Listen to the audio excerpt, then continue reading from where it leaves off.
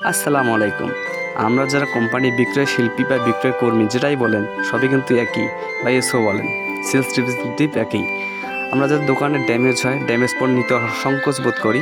আসলে ড্যামেজ দোকানে থাকলে এবং রিলেশনশিপ নষ্ট হয় এবং সেলস বৃদ্ধি হয় না। তাই যেমন চেষ্টা করব দোকান থেকে ড্যামেজ তুলে আনবো। কোম্পানিতে ড্যামেজ নেই, সমস্যাকে আমাদের তুলতে, ডিস্ট্রিবিউটরকে ম্যানেজ করলে ড্যামেজ নেওয়া হয়। এই ড্যামেজ মাস শেষে পুরাচ্ছি, এতে দোকানের সাথে রিলেশনশিপও ভালো থাকতেছে, কোম্পানির ব্যবসাও ঠিকঠাক চলতেছে, এতে কোম্পানির নাম সুনাম নষ্ট হচ্ছে না। তো বলতে পারবো না যে আমরা এই কোম্পানির ড্যামেজ নেয় না, এ ড্যামেজ নেয় না।